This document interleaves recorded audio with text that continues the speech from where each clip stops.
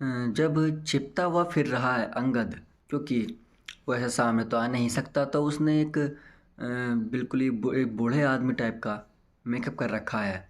यानी कि उसने अपनी दाढ़ी को सफ़ेद कर लिया है और एक वो अ, एक कंबल टाइप ओढ़ करके वहाँ पर गुरुद्वारे में घूम रहा है, जिससे कि उसकी पहचान ना की जा सके और वो पकड़ में ना आ सके। ये सब अंगद करता है। फिर आप देखते हैं कि जैसे वो गुजर रहा होता है गुरुद्वारे में ही, तो उसकी नज़र पड़ती है संतोष पर, यानी कि साहिबा की माँ पर। और तो वो देखता है वो यहाँ, फिर वो धीरे धीरे जैसे ही अपनी निगाह आगे की तरफ करता चला जाता है, तो आप देखते हैं कि पूरा बराड़ बराड़ परिवार और मोंगा परिवार वहीं गुरुद्वारे में सब एक साथ खड़े हैं। तो वो पहले तो सोच में पड़ता है कि ये सब लोग यहाँ क्या कर रहे हैं। फिर वो देखता है कि सामने साहिबा की फ़ोटो है जिस पर माला लगी हुई है। तो वो ये देख कर के अंगद बड़ा ही शॉक्ड होता है कि साहिबा के जीते जी ये लोग उसकी आखिरी अरदास कर रहे हैं। तो ये थोड़ा अच्छा नहीं लगता अंगद को, बट वो मजबूरी तो देखिए उसकी, वो बता भी नहीं सकता कि साहिबा चिंता है कि उसकी बात कोई मान ही नहीं रहा था। तो वो कुछ भी किसी के सामने नहीं आता, बस देखता रह जाता है। उधर दूसरी तरफ साहिबा जो वॉशरूम के बहाने से साइड में गई हुई थी, तो वो भागने की कोशिश करती है वहाँ से।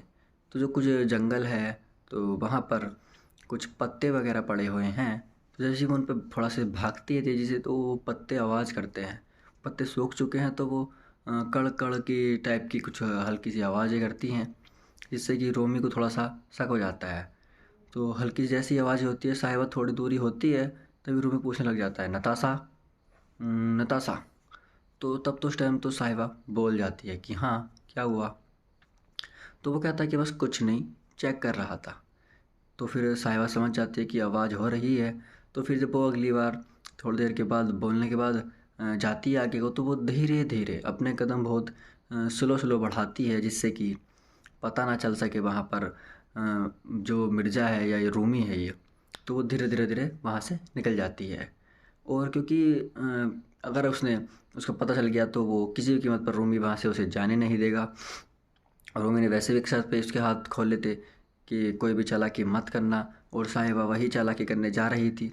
तो इसलिए रूमी थोड़ा सा अलर्ट रहता है। अब साहिबा भी समझ गई है, तो वो बहुत ही के दबे पाँव से हल्के हल्के कदम रख करके आगे बढ़ती है, जिससे कि वो बस किसी भी तरह से पकड़ में ना आ सके, रूमी के चंगुल से बच सके बस।